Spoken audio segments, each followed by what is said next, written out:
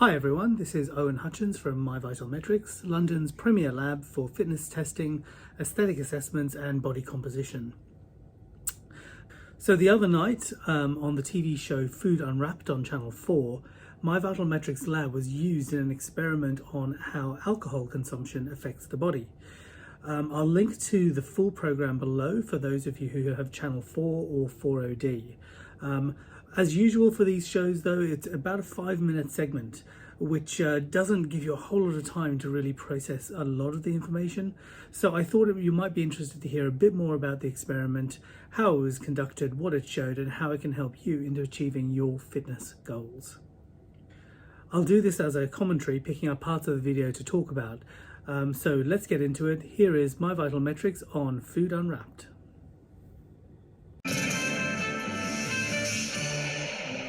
Next, alcohol. With the average Brit consuming the equivalent of 108 bottles of wine a year, I want to find out if booze could ever be fine on a diet. I can't really imagine life without a decent pub snack like a good old sausage roll. Like a massive sausage roll. But I love a drink, pint of beer. Is that your thing? Oh, Is it yeah. something you need to tell us? No, not really. I write it down in my own tears. I'd rather get my calories from this than I would from this.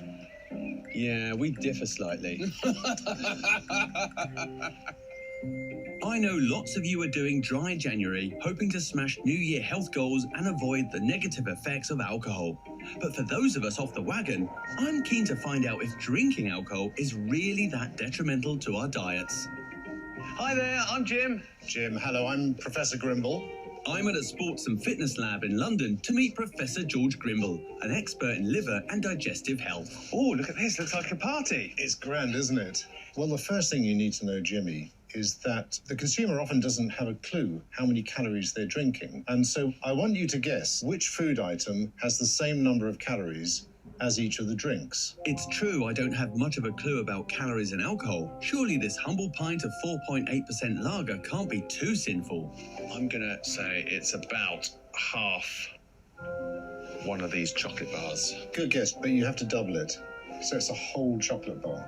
Good Lord. If I went out with my friends, we might have 3 pints of beer. I wouldn't come away thinking I've had that same amount of calories. But it would have added around a whopping 720 calories to my day. If there's so many calories in these cans, you'd think it should state it on the back. There are calls for alcohol to display calorie content like soft drinks and food has to, but so far no such legislation exists. So what food is the calorie equivalent of this glass of wine? And the finger stops here, a donut. That's a huge amount of calories. Unbelievable. A donut feels so naughty and a glass of wine just nice. The thing Okay, so the calorie comparison of those foods, that's about accurate. It should be said that for a donut to be the same, that's a jam donut to be about the same as a glass of wine, that's going to have to be a large glass of wine. So that's 250 mils. That's a full third of a bottle. For that to be about the same. But a pint of beer and a Mars bar, both about 240 calories. So that's you know, I mean, pretty accurate so far. And you know, like the program says, most people are not really aware of just how many calories you're consuming when you take in just these standard drinks. thing about alcohol is that it slips in under the radar.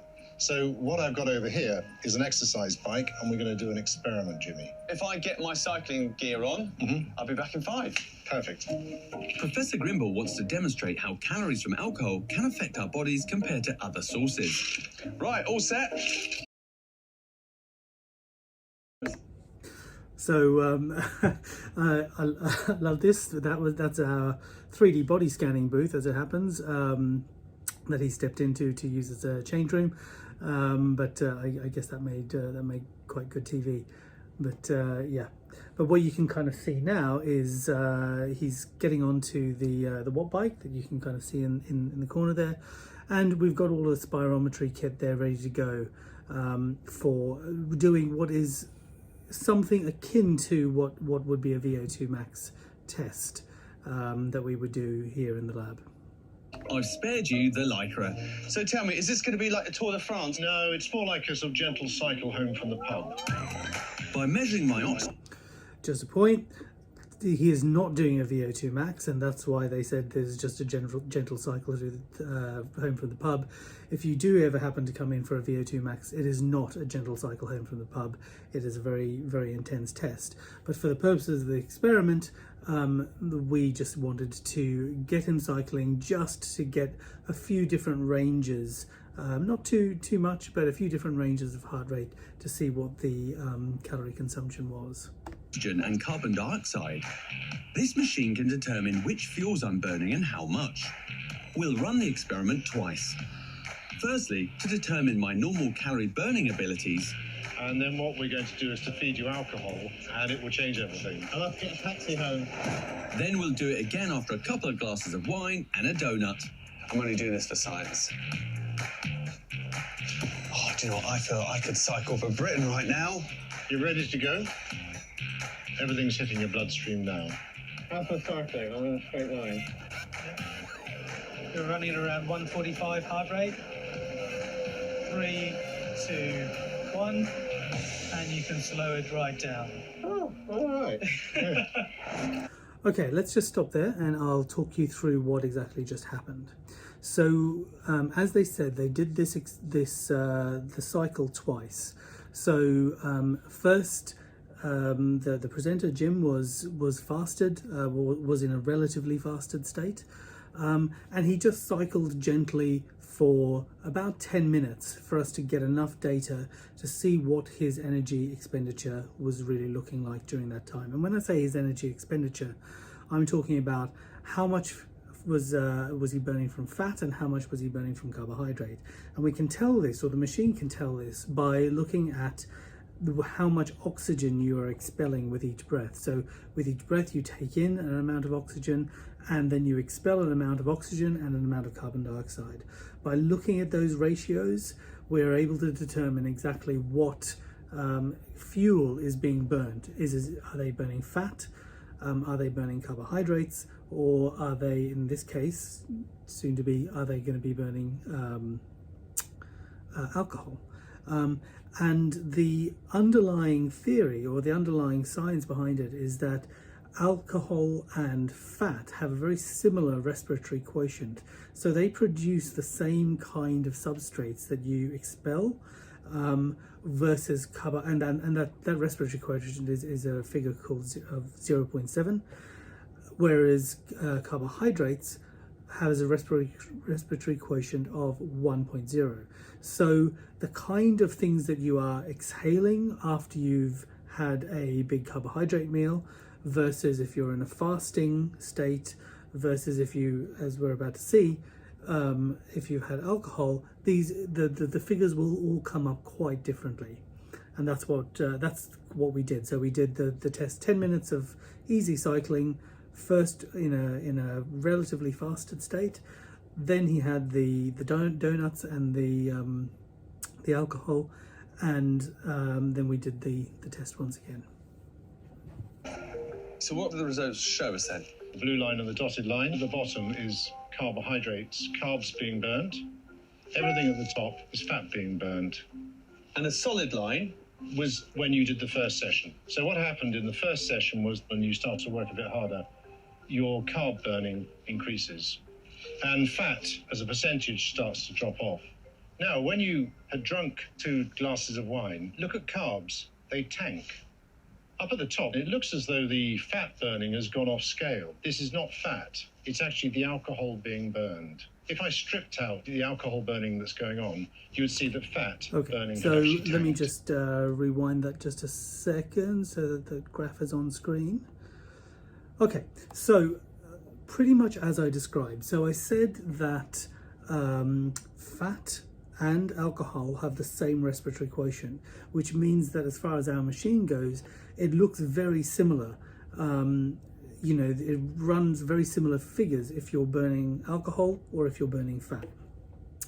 The solid lines that you can kind of see there are the first time round. So you can kind of see that overall he's burning a majority of fat, because we know that there was nothing else in the system. So we know that that is a majority of fat that's being burned and low levels of carbohydrate. Now, for the second test, we've got to remember he's had alcohol, so he's had a full glass and a little bit of wine, and he's had a donut, which has very, very high sugar content. So this is where the difference between kind of alcohol and carbohydrates go in. With that kind of sugar content, if he had just had a donut, you would have expected his carbohydrate to spike, okay, and his fat burning to come right down. But actually what you see is exactly the reverse of that. So it looks like his fat burning has absolutely peaked, except because fat and alcohol have the same RQ, that isn't actually fat, it's all alcohol. And what this shows you is that even when you've got carbohydrates in the system, the alcohol has to come first, and that's what they explain in just a second. The priority is that it goes alcohol first before anything else, because alcohol is a toxin. So we'll let the professor explain that, because he does it better than I do. So let's keep going. Why does the calories in the alcohol get burnt off first? Well, alcohol is a toxin. Body gets rid of it as quickly as it can. After that, it's protein. After that, it's carbohydrate. After that, it's fat last of all. So while the alcohol's being burnt, the fat's got nowhere to go, and it will be deposited in your fatty tissues. So without booze, my body happily gets to work burning off carbs. But as soon as I have a tipple, it's the alcohol that gets burned first. Not only that, booze can boost our appetites too. So you got a triple whammy. You don't know how much you're drinking. There's no labeling on the can or the bottle. The alcohol gets there first, and everything else hangs around in the body and gets deposited, and it makes you eat more. So if you're serious about shedding those pounds, it's time to call last orders on the booze. That could be a good idea. I'll drink to that. Okay, there we go. So exactly as they said, so the overall priority for burning of fuel in the body goes alcohol, then protein, then carbs, and then fats. Of course, protein, if you're consuming protein in the right quantities, protein will first not get burnt up as energy, but will first get shunted to the muscles where it's needed for repair and all the other things that protein does in the body. So we mustn't kind of think or be concerned about protein getting burned as a fuel source until all of those other functions that protein fulfills are actually done. So then carbohydrate. So if there's carbohydrate in the system, generally speaking, fat can't really be burnt, and that's one of the kind of key premises, if you like, of a ketogenic diet. It kind of sort of says, if you follow that, it says that, oh, okay, well, if there's carbohydrates in the system, the body will focus on clearing the carbohydrates and using that for energy instead, and so you never get down to the fat burning, because you're always under a standard diet refilling carbohydrates. So for a keto diet, we sort of say, okay, well, if we cut the carbohydrates altogether, then the body will start to process fat. Of course, it'll start to process first dietary fat and then body fat, but that's kind of down to the next level of detail. But of course, what this means for you, because generally speaking, when we drink, we're also eating. What we need to understand about that is that the body, of course, is going to be clearing that alcohol as energy first. And alcohol is very energy dense. It is not quite as energy dense as fat. So fat is 9 calories per gram. Alcohol delivers 7. And if you think about protein and carbohydrates, they both deliver 4 calories per gram. So those calories from alcohol really do, can sustain you quite a long time. But on top of that, we're generally also eating. So the calories that we then consume are hanging around, waiting for the body to need some energy after it's consumed the alcohol. And there is a good chance in that time that the body decides, okay, well, I can't have my blood sugar raised or my lipids raised, my triglycerides raised for this amount of time, so I'm just going to pack those into storage. So that is the kind of one of the real dangers of alcohol consumption, in terms of the number of calories that the number of calories that it provides for energy, and the number of calories that you tend to eat alongside the actual alcohol. In terms of overall effect, things that they didn't really cover is that alcohol can kind of cause fat to be deposited in very particular places, in particular around the viscera. So the viscera being the organs. So, and when we're talking about visceral fat, so the fat that's sitting around the organs, we're talking in particular fat that's sitting kind of just underneath and around the liver. That kind of fat is a particularly dangerous kind of fat, and for anyone who comes in, I talk about this quite a bit. The fat that sits around the viscera can actually have further health implications from a cardiovascular risk standpoint beyond just normal subcutaneous fat. So the fat that sits around the liver, there have been studies that show that it can actually cause pathogenic obesity. In other words, that fat can send signals through to the liver that cause the liver to create a hormonal environment that causes you to put on weight and causes you to become obese. That's one kind of thing, and the other thing is that visceral fat, high levels of that visceral fat, can be highly associated with high cholesterol, low HDLs, very high LDLs, and a whole host of other things. That means that one factor, that visceral fat measurement, can give you a really good indication of your overall cardiovascular health. So, the only way really to measure your visceral fat is on the DEXA. That takes an image, of course, of your entire body. It sends x-rays through the body, and it is able to kind of pinpoint exactly how much fat you've got going on in that very small section just beneath the liver.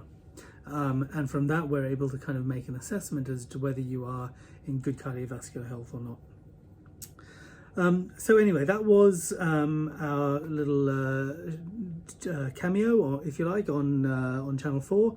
Hope you enjoyed it. Do check out the show on Channel 4 itself. The rest of the show, Food Unwrapped, is fantastic. Does a lot of debunking of kind of common misconceptions about food. I thoroughly recommend it, and I really hope you've enjoyed this video. Thanks very much.